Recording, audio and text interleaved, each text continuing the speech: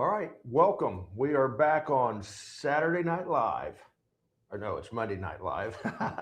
and We are looking forward to this session. I think last time we said we'd do 45 minutes, and there's a lot of questions that we couldn't get to. So we might roll this up to an hour. We'll see. We'll see how that goes. But for those of you who think this is scripted, uh, I've been working nonstop today, and I just walked in a couple minutes ago, and my chief deputy here, Josh Smith, I've been at a church convention in Tennessee, and so we've had no conversation about this event tonight at all. So totally unscripted. We're going to be talking about facts while being considerate of feelings, and we want to answer questions from Henry County voters, Henry County citizens. So that whenever we get some questions, we're going to get rolling. And somebody asked or mentioned last time, why in the world is Josh Smith with you? And I'll tell you why, because he is my chief deputy, and he is a 28-year Henry County Sheriff's Office veteran. And I think that it's important for people to know who is second in command. And Josh is involved in all of the decision making, and so that's why he's here, and he will jump in here and there. And so, do we have any questions yet? Not yet, but we might answer a few that came in last time and we Yeah, weren't good. able to get to them. There was a question that came in about the social worker counselor there at the jail Yes. and about her qualifications. Someone asked Yes. about that. Yes. So if you want to speak to her qualifications I and do. I do have that information somewhere. Sheriff, yes, I've got it. you've got it. I've That's got it why. up here. That's why Josh is. So Josh, you go ahead Yeah, and. so Megan is her name, and she has her master's degree in social work, and she's working toward her clinical in social work. Okay. And she is there 40 hours a week, 5 days a week. And that was a big change, I believe, when we took office 3 years and 3 months ago. We had one day, I believe it was just one day of mental health help for our inmates. And so we've really put a focus on that. And they have it 40 hours a week. And also, when someone is not there, we can get a hold of somebody through telehealth, I guess, Yes. telemental health. And Megan does a great job. She is top notch. She has a heart for it. I talked to her, it's been a couple weeks ago, and I so much appreciated what she said. She said that every morning I get up and I pray and say, Lord, help me to help somebody today. And she's just doing a great job. So yeah, any other questions that we can pick up on from last time? I want to tag on a question that someone asked and you addressed the therapy and the counseling that you have available for your deputies Yes. that is paid. And so you talk a little bit about that. And then the follow-up question was, are you yourself going to counseling and in therapy? Yes. So good question. Obviously, mental health for officers is a very serious thing. And that is something that is somewhat tricky, I would say. So we really tried to figure out how do we handle this. It would be difficult for an officer to come up to you and say, "Hey, been having thoughts of suicide or whatever it may be, been dealing with some really tough stuff." So here is the approach that we took, and without taxpayer money, we actually pay for it out of the commissary fund, and we buy a certain amount of visits to mental health experts, specifically for law enforcement. It's a company over in Indianapolis. And we do require our officers to go one time a year. That's required. Everybody goes once a year. But the way that we think is best to handle this is we buy X amount of visits, a lot of them. And we tell our officers regularly, you can go anytime. We are not notified of who goes. We simply see that they've used up, we have less visits. So that is what we feel is the best way to do it. And yes, I do go. Quite frankly, I'll just tell you, I go once a month. So this job for those of you who are not in this profession is difficult. We deal with so many traumatic instances. I think I said this last time. There's a stat out there that says I think a normal person will deal with 2 or 3 very traumatic instances in their life. A 20-year officer will deal with 600 or 700 of them. And I'll just give you another stat that is shocking and it's scary. But the life expectancy for a law enforcement officer, a career law enforcement officer, after he retires is now, I believe it went down to 5 years. It was 6 years. And so obviously you wonder why is that? Because that's a short life expectancy after retirement. And I think the one overwhelming theme or thought there is that you deal with so many traumatic incidences, your adrenaline, just the adrenaline dump, they call it. That takes a toll on you after some years. So that's been working effectively. And again, we don't know when our officers or who the officers are that go. We just see that we have less visits remaining. If we need more, we pay for more. So that is funded completely out of the commissary fund. So not taxpayer money, but we are very, very emphatic on taking good care of our officers mentally, physically, financially, and spiritually. We have a team of about 10 chaplains that work regularly with our officers and with inmates, and we put a focus on that. Josh, do you want to talk about, you can follow up on that. Yeah, I think, the great thing about the chaplains is we have one at least for our deputies, at least 2-3 times a week that's in there physically in the office. And like you said, the jail chaplains, they're in there all the time. So there's a lot of different outlets. One outlet may not work for a certain person. So there are options there. We've got hotlines they can call as well. So yeah, there's a lot of possibilities for them. I want to point this out, that zero pay, and they spend hours donating their time for the spiritual well-being of our officers and our inmates. Like Josh said, we have chaplains in that jail just continually, and they are talking to inmates, having Bible studies, praying with them, for their families. And there has been a wonderful culture change in the jail. It's phenomenal. And I attribute a lot of that to our chaplains. And I would say another thing about our chaplains, anytime that we get a serious call, let's say the SWAT team's getting called out, I will group text all of our chaplains. I don't give them specific details, but say, hey, we are dealing with a very serious situation. Would appreciate your prayers. I will update you when the situation is complete. So that gives me a lot of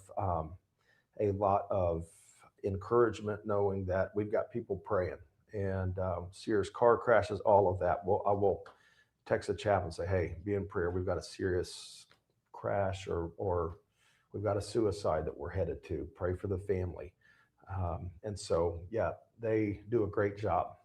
This is my brother who is reading the questions, Tom Sproles. Out of sighted camera, which is the way I prefer it, because if I got my mug on camera, everybody would jump off. Well, they would. Really they would be asking how much weight you gained instead of asking how much weight I gained. And I don't want to talk about how much weight I gained because of my stress over this crazy game. Have you gained more than me is the question. I would imagine I'm about right there with you, brother. Yeah. So the questions, at least I'm not, they're not coming in very quickly at the moment, but we will keep after that. Why don't you guys talk about some of the accomplishments you feel you've had while we're waiting for more to come in? Yes, yes. Josh, I'm going to let you start that. Okay. And I will Yeah. finish that. Absolutely. I think one of the biggest accomplishments, like he just mentioned, is the jail. I've been around a while, and I've seen that culture shift, just do a total 180. I contribute a lot of that to the sheriff's vision, and also the leadership within the jail. Stacy Guffey, Dan Martin have done a phenomenal job. Yes. They have revamped all of the policies in the jail. They're all up to date to today's legal standards. And they just, they just do a phenomenal job. Oh, the culture, absolutely. The culture's changed, and I think that's been one of the biggest successes. It has. I want to follow up on, I want to talk about inmate population. When we took office, it's no secret to anybody, I don't think, that we were sued by the federal government into having to build a new facility. So we built a new approximately $25 million jail and sheriff's office. It's beautiful. It's state of the art, and our commissioners did well on that.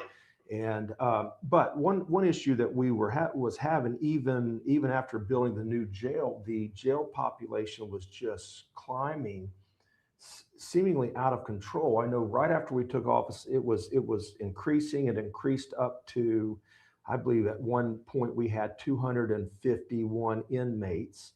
And just so you know, our jail maximum population is 256. But federal guidelines say that you should consider the jail full at 80% of that. And so there was talk about building a $10 to $15 million addition on the jail. And that is something that, as long as I'm your sheriff, I'm going to be completely against. And I will tell you why. Data-driven information. When there was talk about, we've just got to build another addition onto the jail, I said, give me some time to figure out why in the world our jail population continues to climb. So I had jail staff run some data, and there are 92 counties in Indiana, and 91 of those have their own jail. There's one county, I think it's Ohio County, that doesn't have a jail. And what I found out, it didn't shock me, but we were incarcerating per capita, per the amount of people in our county, we were at basically the highest level. We incarcerate per capita more inmates than practically 90 other jails. And so I thought, man, we've got to figure this out. What is going on? Why do we have people stuck in jail, many of which are not, what would I say, not dangerous people? And what I found out is that our inmates are not getting through the judicial system in an expeditious manner as they should. And so we've taken some steps to lean into that, staying on top of the defense attorneys, trying to stay in regular communication with the prosecutor's office. It really bothers me. And I get back in the jail a lot and talk to our inmates. And I will tell you that there are many inmates that will tell me, I've been here 9 months over some little charge, 9 months, 10 months. I've heard 16 months over a little charge where they do not have enough money to bond out. So they're stuck there waiting while their trial has been. I talked to a guy the other day, he said, I think you were there. Did he say his trial's been continued 16 times? Mm-hmm. And he'd been in jail. He's been in our jail for over 2 years. It's been continued 16 times. Do you think that's because he wants to continue it? No, he wants to get his case through the system. So there is a breakdown, and there's a breakdown in the system. And I'm not going to say specifically what I think that is, but I would say that we are not getting people through the judicial system as fast as they should. you have a civil right to a fair and speedy trial. And I asked somebody who would be in the know, I said, hey, at what point are we violating their civil rights by them just sitting here and getting their trial continued? And the answer was, I don't know. I thought, well, you probably ought to figure it out because that actually falls on you. And so I want to see our people move through the judicial system in an expeditious manner. So that is, we've been successful in keeping our jail population down, and that means a lot. That is a lot of money. I figure it takes somewhere around $20,000 a year per inmate that we're paying their food, we're paying their medical expense, and that list goes on and on. And I am absolutely against ever building an addition to our jail. I feel like that we should run in the 160 range of inmates. That is just the way it looks when you look at all the averages across all the counties in Indiana. And so I'm dead set against ever building an addition on the jail. So another question. Yes, so we have a question, and he is really impertinent here, and he needs this answered really quickly. Okay. Because he said, I keep asking this, why no answer? So I think Okay. it's time to answer this. Let's hear it. Jeremy Godsey says, okay, you totally avoided my question, the last Q&A you did about the craziness. You totally avoided my question. I'm talking about all the tort claims against you. You have had more tort claims against you, and you caused the county to be so-called, quote, self-insured, end quote, because of you. So please do answer the question and not beat around the bush. I am a taxpayer and voter in Henry County. Stop beating around the bush. Answer these tough questions since you want to be reelected. Jeremy Godsey. Okay. I will answer your question. Believe me, I hear about all the tort claims. It's all me. It's all me. We did address tort claims in the last session. Maybe you hadn't jumped on yet, but I'll readdress it.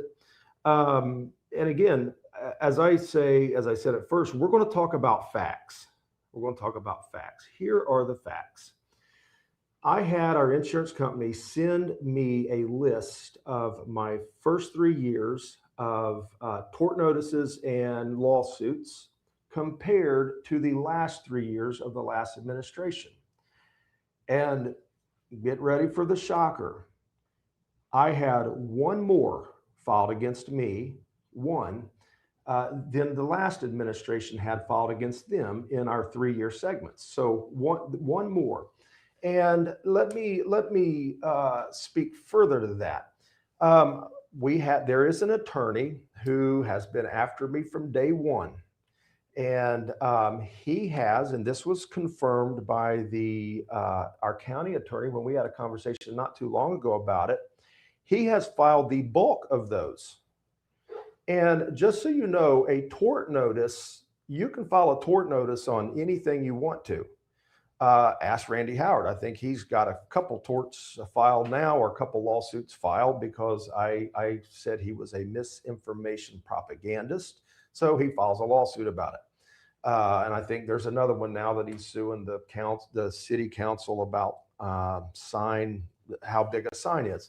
Let me give you another example about a tort notice. There is a organization called Christmas Behind Bars, a wonderful organization that gives out literally hundreds of thousands of dollars worth of gifts around Christmas time to inmates. They've been gracious to us, and each year they've come down and given out gifts. And the owner of that told me he just got sued because apparently an inmate was maybe in the shower or something and didn't know he was there, and he didn't get a gift bag, and he filed a lawsuit on it. So these tort notices, and I'm going to let Josh talk about it here. Josh reads these. You would be shocked at the tort notices that are just 100% false. There's no truth in them at all. Let me talk about a lawsuit I didn't mention in the last segment, Um, I woke up to the news one day, probably a year and a half ago, and it was all over the news channels, all over the news channels, all of the local news channels. The Henry County Jail, and they went on to list the most shocking claims from a lady that said I sexually abused her. This list was 10 miles long. It went all over the TV stations. And I thought, when I heard that, it was the first time I'd heard, I thought, what is this? I know this person, and I have a voicemail on my phone at my office from this person as soon as they got out of jail, saying, thank you so much. Your officers were so kind to me. I was having a mental breakdown, and all of your employees were just so kind and helpful. Thank you. So then we've got all of these allegations out there, shocking allegations. And so I immediately go and say, let's pull the camera. That person wasn't in jail very long at all. And it was the ACLU that filed the lawsuit. And here they got all this airtime of horrible, horrible accusations.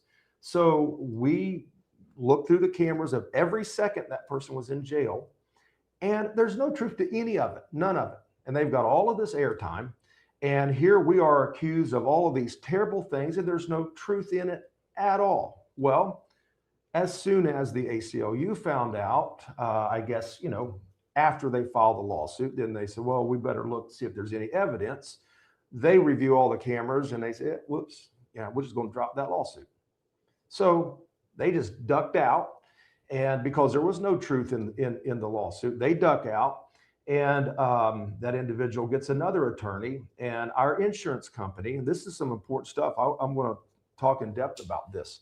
Our insurance company, we do not have the authority to say when they pay out settlements. And why that is the case, you'd have to ask the commissioners, I guess, because that would be in their bailiwick. Funny term there. But so the insurance company said, we'll just write her $30,000 check and she'll disappear. And this right here is why we have continuous tort notices. They know. So I'll give you another example. Somebody filed a tort notice. I don't even know the person. All of these outlandish claims. They wanted $1 million. And I think the insurance company cut them a check for $15,000. And, that satisfied them. We've got to stop this. This stuff needs dealt with, in my opinion, in the, from the State House.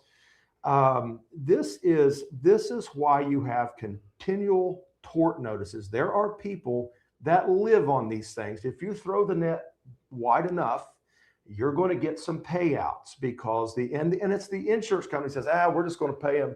And I've said, hey, there's no truth in this at all. Oh yeah, we know that, but it's, you're not admitting guilt. It's not worth us spending our time on it. We'll give them 15,000. And so also, we hear, and I think you even said, Mr. Gotzi, that it's because of me. All you have to do is Google about tort notices and lawsuits against law enforcement agencies. You will see that in 2020, in the George Floyd incidents, that's where it really took off. And in fact, Josh, you had a stat the other day that said between 20 and 23, wasn't there almost 80,000 more lawsuits filed against law enforcement just in a 1-year span? And so that's across the nation. So this is not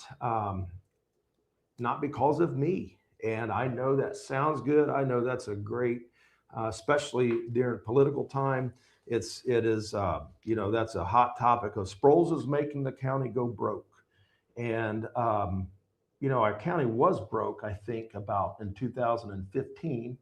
I wasn't the sheriff back then, and I think our county now. I misspoke last time. You brought this to my attention. I won't cover this real quick. I said something about a rainy day fund. I was using that term generically. I didn't even know we had a technical rainy day fund, but I said there's like 10 million or something like that in the rainy day fund. I meant just unassigned funds. I think that total amount was actually 8.8 million. that the county has unassigned. So our county was broke a few years ago. Our county is not broke now. And so all of this, I guess people can say what they want to say. Just do some Google research. You'll find that sheriff's offices with jails have an average of 15 to 20 lawsuits filed per year. And we are nowhere in that realm. So those are the facts. And I hope I answered that quick enough for you, Jeremy. Yeah, I would like to Yeah. say something on that as well. So the whole county is insured, right? Not just the sheriff's office. So it's a very interesting that every area of liability, every area actually increased except for one area. And we actually had a decrease in one area, and that area was law enforcement liability. So I guess my statement would be, if you're such a liability sheriff, why did the law enforcement liability actually decrease and not increase with all of the other? The general liability went up, umbrella went up, auto went up, all of that went up except for law enforcement liability. So And it went down. Law it enforcement actually liability decreased decreased this year. between $18,000 and $19,000, and then the excess law enforcement liability went down even more than that. So if the sheriff's that much of a liability, then why did that decrease? I think that you posted an actual picture of that on your Facebook, and I think there were people saying, "Why would you post this lie?" He was actually posting an official document showing where the sheriff's office liability policy went down. I will be more than happy to email that to anyone that would request. So it's unfortunate that that people, again, they love to run off of their emotions and off of their feelings. And as I say over and over, in law enforcement, above and beyond any other profession, we have to deal with facts, and those are the facts. And I know it's politically advantageous for others to claim John Sproles is making this county go broke.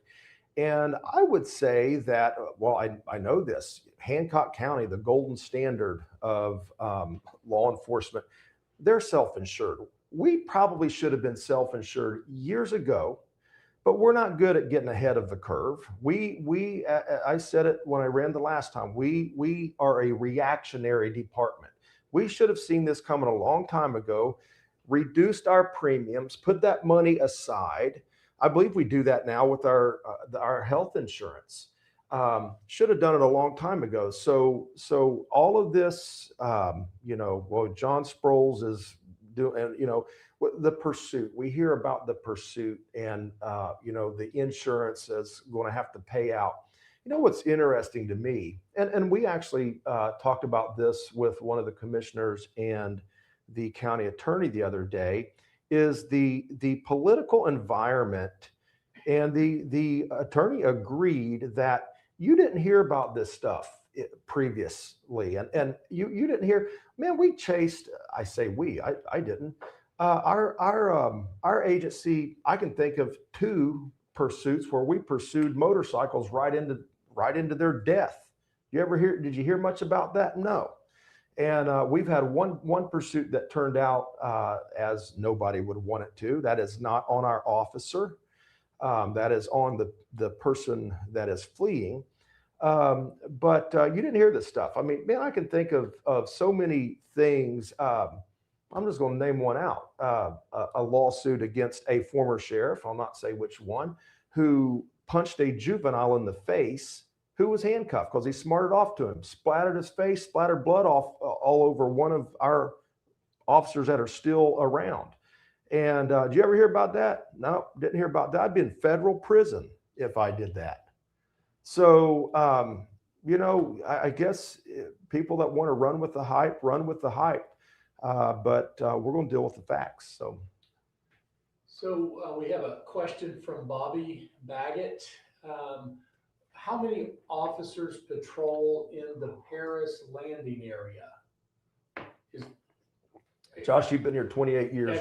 Is there a Paris landing? Where is That's the new to me, and Paris I couldn't landing find area? out where this guy was from, so I've never heard of Paris Landing. he may be thinking this is That Henry might County, be- Georgia or something. Yeah, it could be, because Yeah, so- there is a Henry County, Georgia. Yeah, so. So I am not aware, and Josh has been here 28 years. I'm not aware of a Paris landing. And so I can't answer that question. Okay, then we'll move on. Dan Criswell asks, what training do you believe is most lacking in law enforcement in general today? That's a good question. Josh, be thinking about that. I'll let you step into that. Law enforcement is quickly evolving what would we say, just the climate of law enforcement. I would think, and we do a good job at this, but mental health has got to be the biggest issue that we deal with. And we've been very, very laser focused on sending our officers to the mental health, mental health awareness. We've got a lot of officers that are certified in CIT, and that's the term for it. But I think that probably would be one of the bigger issues of training is staying on top of how to deal with people who are experiencing a mental health crisis, and that is a very, very serious thing. And so, Josh, why don't you talk about that and just go further with that? Dementia, autism. All of that, we see a lot of it. Mental health is obviously we deal with that every day. Mm-hmm. And sadly, we deal with it in our jails as well. Mm-hmm. It's just a very sad situation. But I would agree with you on the mental health. That's Mm-hmm. definitely the biggest Mm-hmm.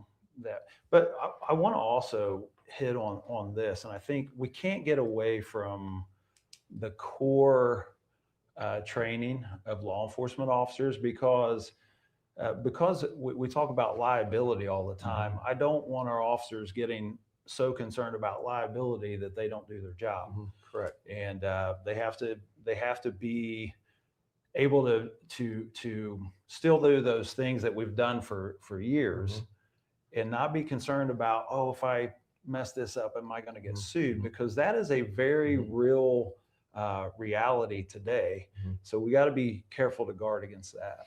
Good point. I want to give you an example of just the mental health call the other day. I had somebody call me on my cell phone and said, "Hey man, I just saw an elderly female in a car screaming for help and trying to get out of the car, and I didn't know what to do, so I called you." So they got a plate number for me. And so I tracked that down, and it was a lady who has had Alzheimer's, and she didn't know where she was at, and she was wanting out, and her husband was her caregiver, but so these things are very, very serious. I want to speak real quickly about you bring up Alzheimer's, dementia, about our drones. We did not own drones 3 years ago. And unfortunately, before we owned drones, we had several instances of where people with dementia had wandered out of the house at night. One that I remember being on the call, we searched and did not find that individual. We found that individual the next day, froze to death. And this is why we have purchased drones. Had we had a drone on that call, we would have found that individual within minutes. And it is just our top priority. Obviously, is protecting our citizens. And it's amazing the flack that we've got. We have bought our drones from commissary funds because apparently we couldn't get them funded any other way. And I believe now there's argument about they want us to pay for the insurance for the drones out of commissary. And that's fine. That's fine. I got that email. We'll pay for the insurance on the drones out of commissary because We feel like that the rescue equipment that we bought out of commissary, all-terrain vehicles, we didn't have any of them. And we live in a farm community. There are huge fields and woods. In fact, we had to use our ATV to rescue a hunter that had fallen out of his tree stand and had a broken back. And it's amazing. In the parade last year, we were flying our drone, and I had some woman say, "You don't need all those toys." And I thought, well, yeah, we do. Yeah, we do.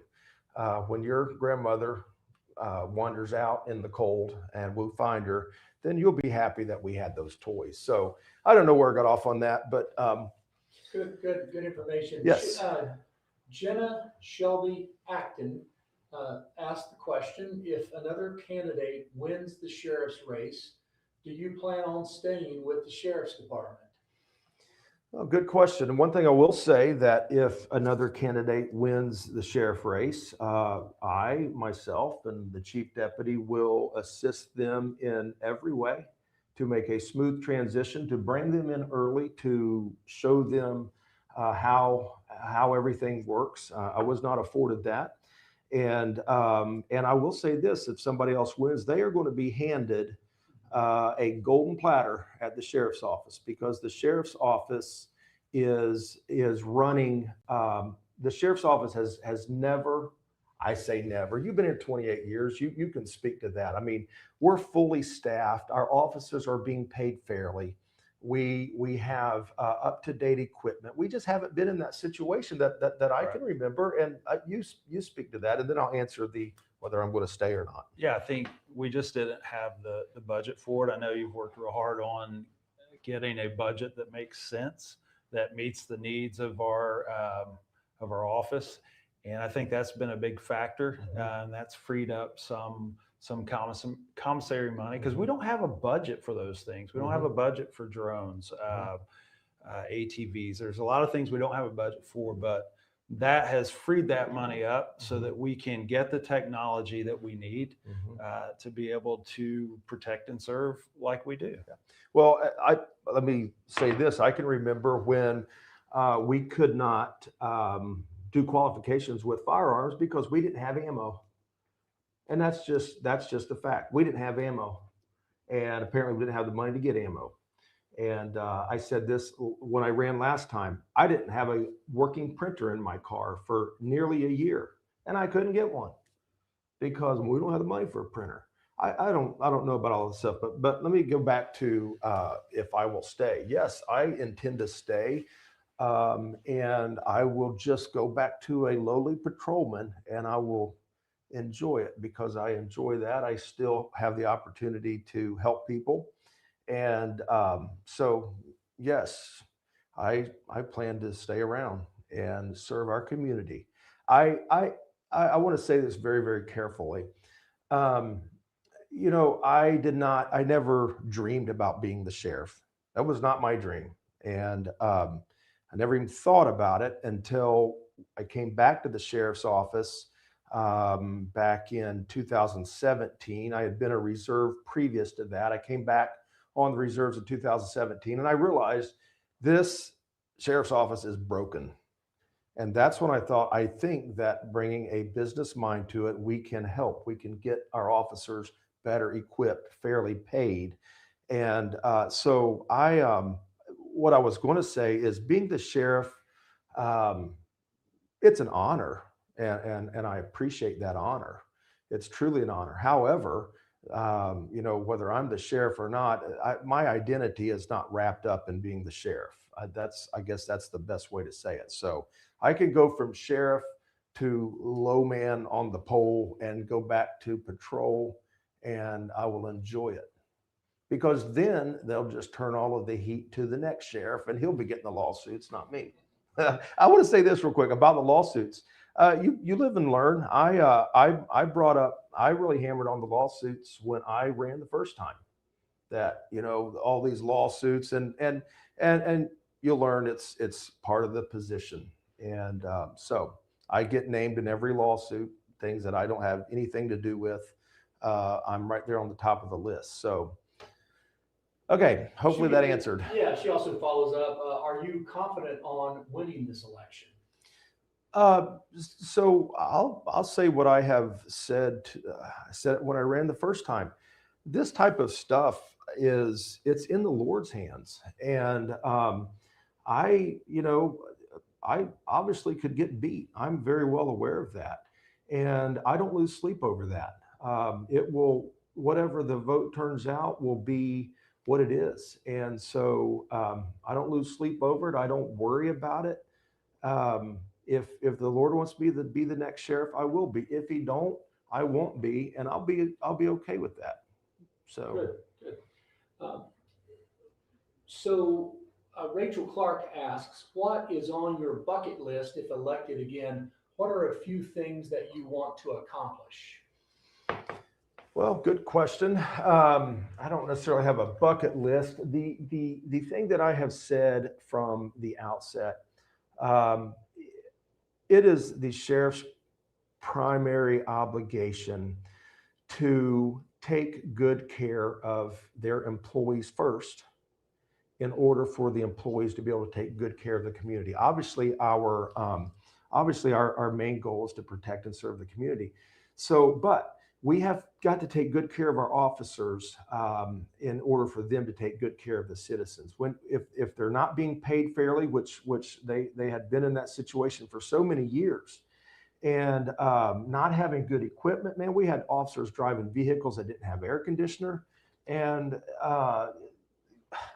we had a vehicle that they put 5 engines in it, literally put 5 engines in a vehicle that was falling apart, that had 280,000 miles on it, and it was just it. When you have to get, we call them pool cars, okay? When you have to, if you have an issue with your vehicle and it's got to go into service, there is nothing worse than jumping in a fifth engine 275,000 mile car that is not even safe to drive. We literally had to go up. This is fact. Josh will know this is fact. When our tires were getting bad, we had to go up the sheriff's office and let one of the top guys come out and look at our tires. And it would say, you can get another 5,000 miles out of that tire, or, replace that one tire. We're talking about safety. I've seen metal hanging out of tires in the past. I can guarantee you we don't have metal hanging out of any of our tires because we're not going to let our officers run like that. So back to the bucket list, number one is always going to be, we've got to take good care of our officers, financially, spiritually, mentally, health wise. And so as long as we can do that, our officers will take good care of the community. So there's not a list, just staying on top of making sure our officers are taken care of so they can take good care of the community. That's top priority for me. Yeah, and Sheriff, I would also say, we've had to really rebuild a lot of the sheriff's office. We were in financial disarray. Mm-hmm.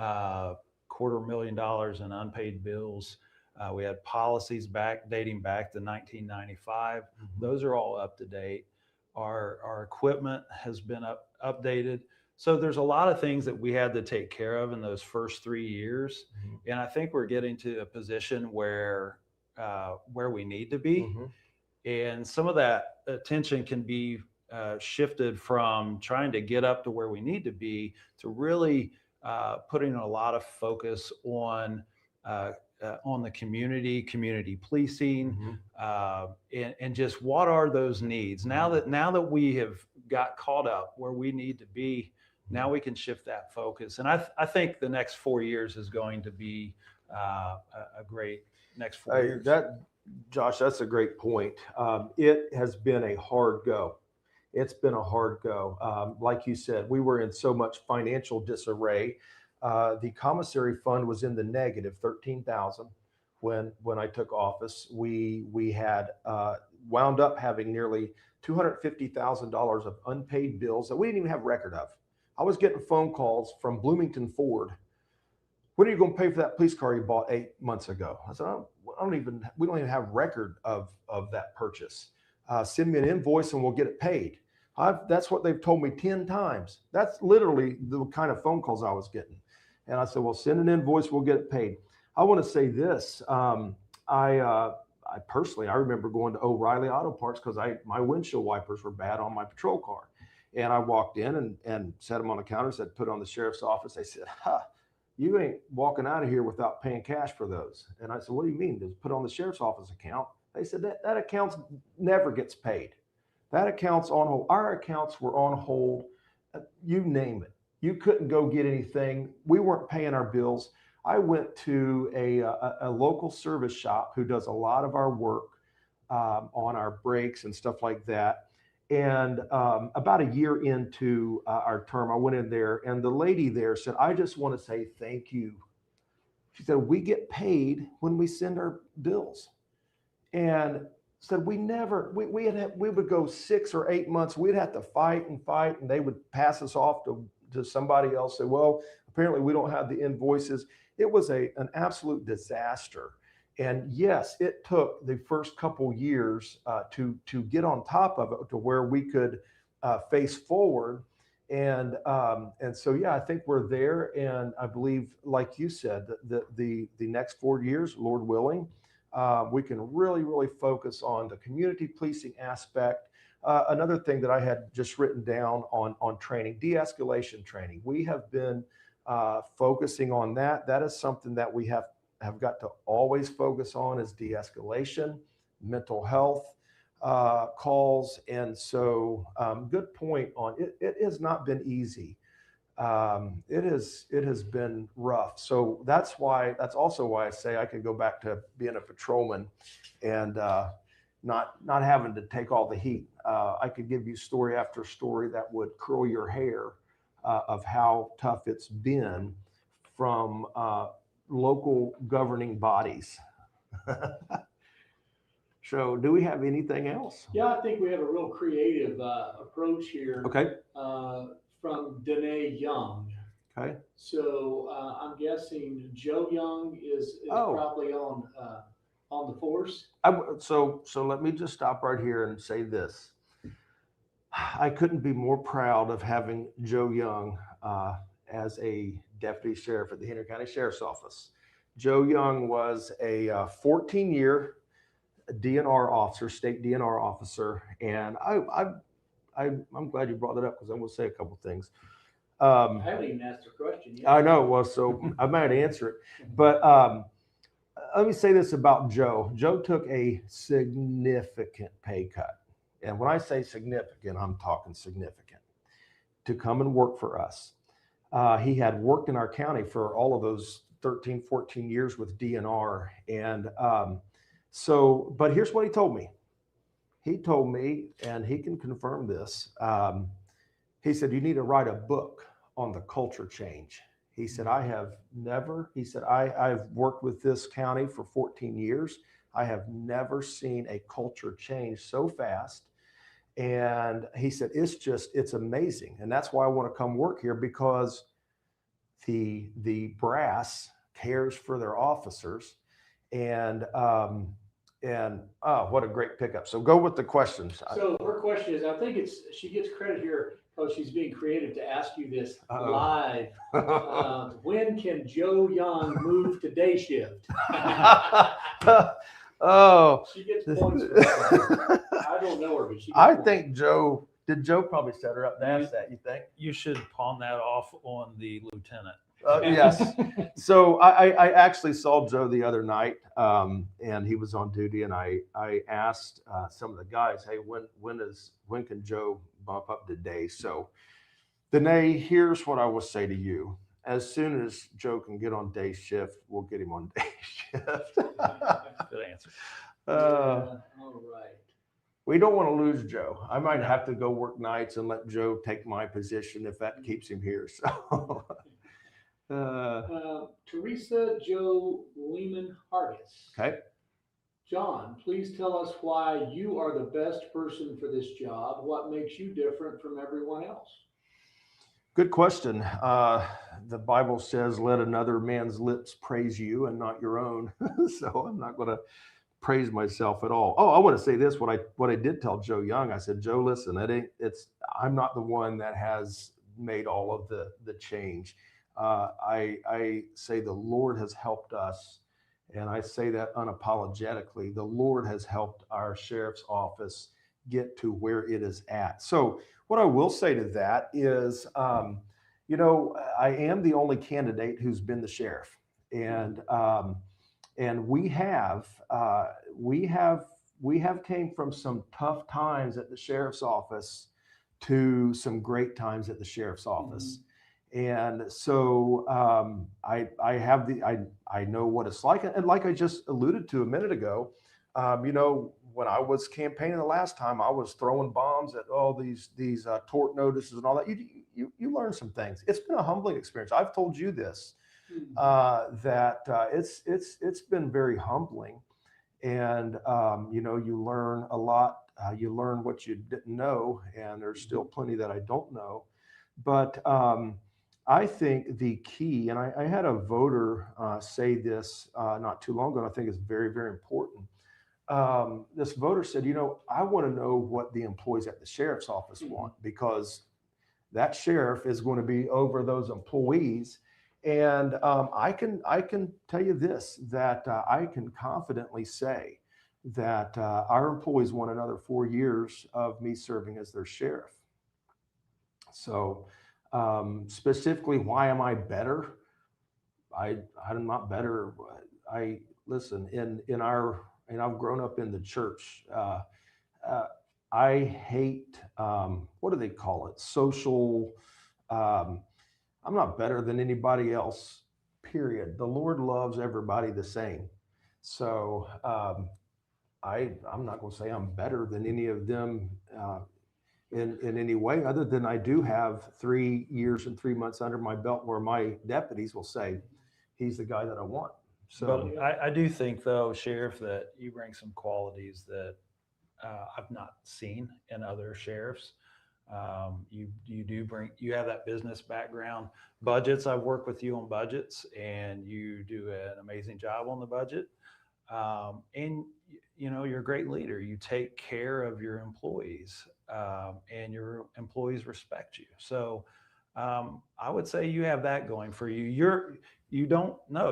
And sometimes you may get some slack for not being in the office, sitting at your desk 8 hours a day, but you're out there with your people, and they appreciate that. And it's very easy to lose touch in an admin role, to lose touch with what it's like on the streets. And I know that you are very intentional to do that, and your deputies appreciate it. Josh, go ahead and tell me what you want. You want a vacation or what? Just No, that's it. Well, thank you, Josh. So yes, we'll leave it at that. Yeah, so we're getting close to the top of the hour here.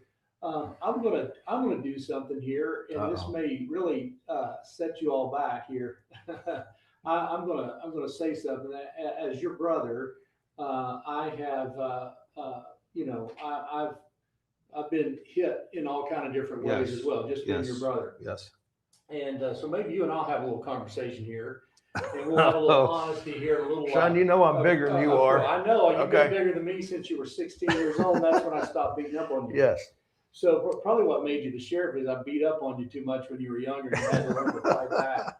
I have no idea who Mark Plunkett is. Okay. But one thing that's tough on the family is hearing all of these freaking lies that come around on social media. You don't have to have any truth. People can just say what they want. I've heard this week you have a baby like out at the ER. You've been having an affair with a nurse. It's just nonstop. You've had multiple affairs since you've had been sheriff, stuff like this. So here's the thing. I want to just ask you point blank. Have you been having affairs? I have not, and I'm glad you brought that up. I got a message. So speaking about it being difficult on the family. I think people forget that really quickly. I do have a wife and children and family, and I actually had a message yesterday. I believe it was yesterday that said, I just want you to know I voted for you the first time and I will never vote for you again. I know that you've been having multiple affairs the last couple of years. I know that your wife kicked you out of the house. And so I messaged back and I said, well, I'm sorry to see this. I said, but I'm very sorry to see that you would just believe something like that. And I said, it's not the case at all. And here's my wife's cell phone number. I want you to reach out to her. This stuff affects her as well.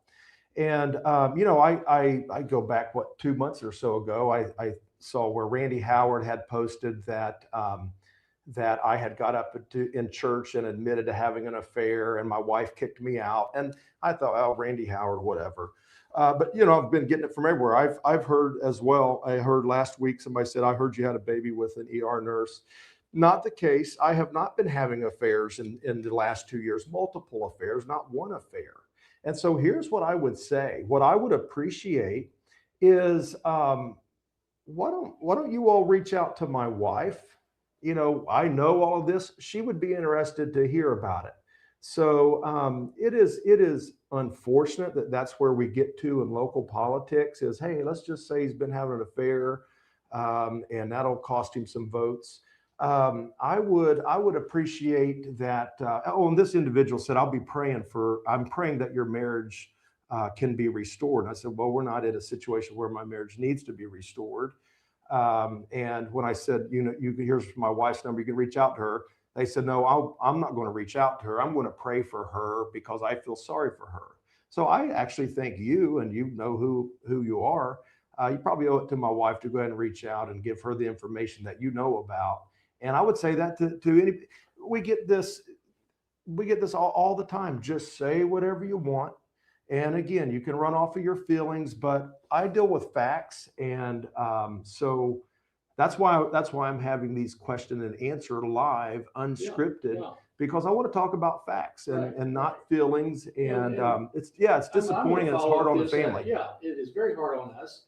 And I'm going to follow up by just saying, there's probably nobody other than your mother who knows you better than I know you as your older brother. Hey, go easy here. Yeah, I'm going to go easy on you. I'm going to go hard on you. But here's what I know. I know that you're a man of prayer. I know you're a man of daily scripture. You're in the Word every day. Your staff is in the Word every day. I know that you meet with a very well-respected person here and have since day one being the sheriff. You meet with him weekly as an accountability partner and somebody that will speak truth into your life. Yes. And I